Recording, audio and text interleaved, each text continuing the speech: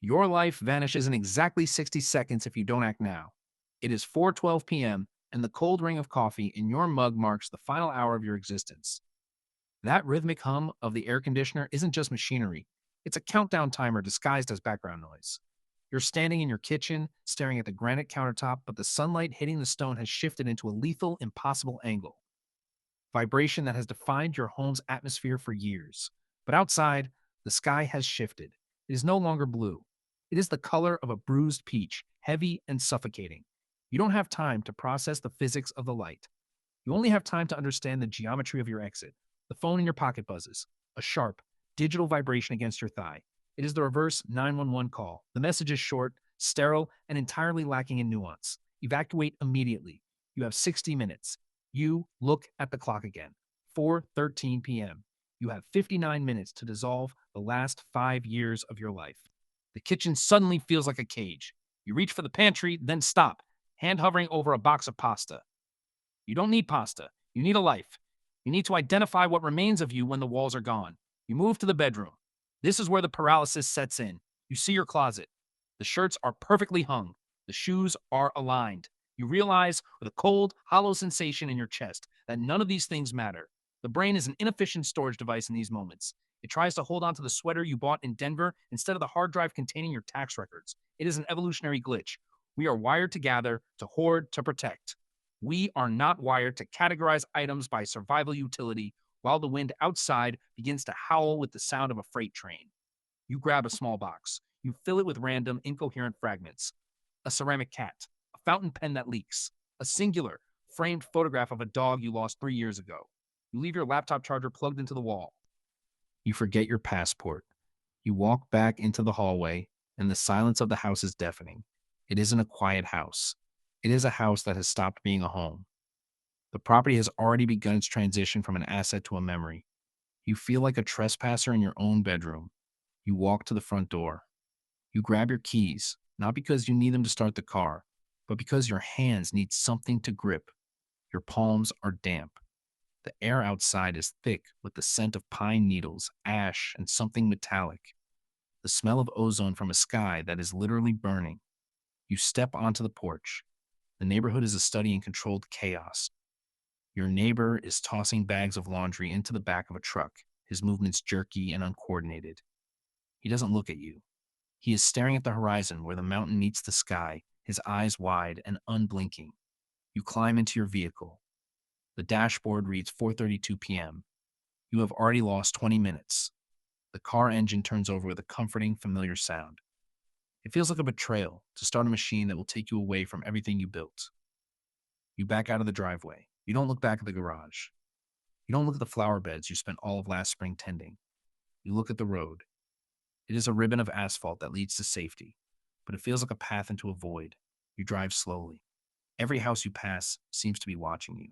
Some have their doors standing wide open. Others are locked tight, silent sentinels waiting for a disaster that has already arrived. You see a sprinkler system running on a lawn 3 doors down. A rhythmic, circular spray of water hitting the dry grass. It is the most absurd, heartbreaking thing you have ever witnessed. It is a futile, automated gesture of maintenance in the face of absolute destruction. You want to stop. You want to run over and shut the valve, but you don't. You keep driving. This is the ghost town phase. The neighborhood is devoid of people, yet full of the physical debris of their lives. A bicycle lies on its side in the middle of the street. A pair of sneakers, left behind, sits on a porch step.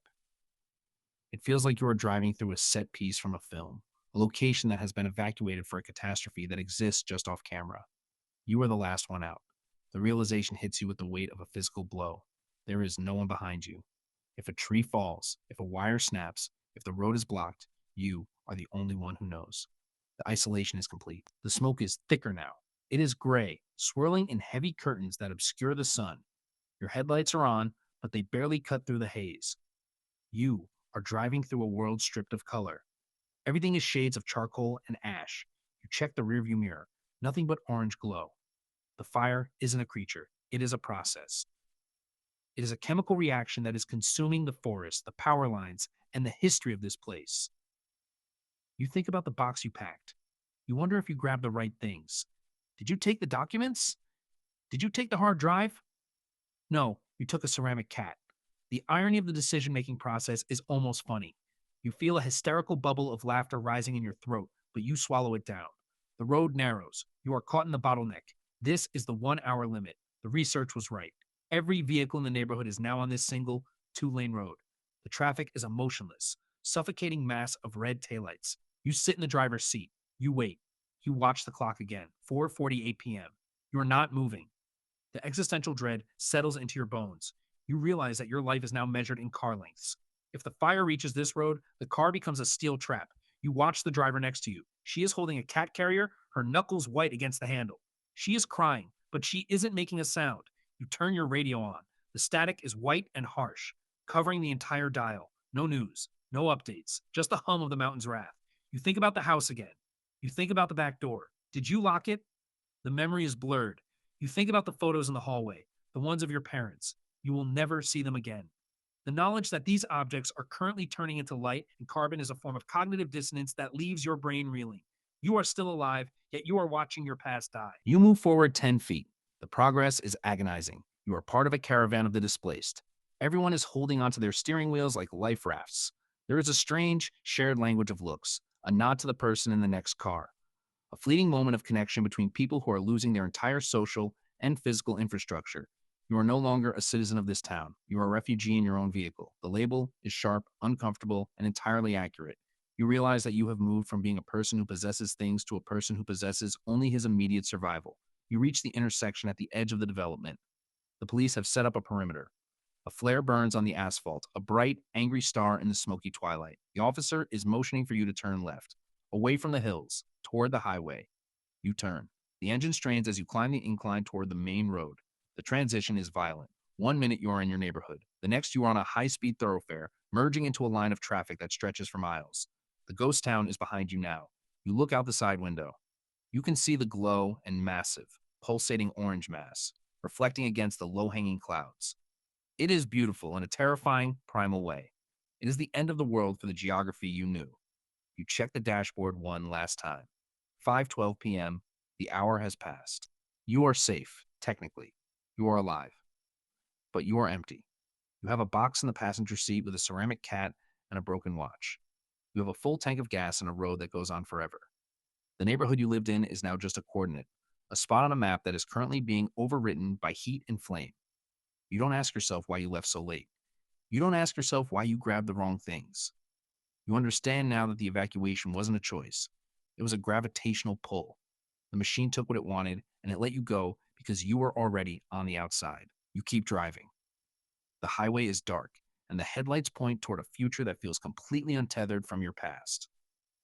You realize that you will be replaying these 59 minutes for the rest of your life. The ticking clock, the smell of ozone, the open door you might have left unlocked, the house that will never be yours again. If you want to understand how the machines are built, you know what to do.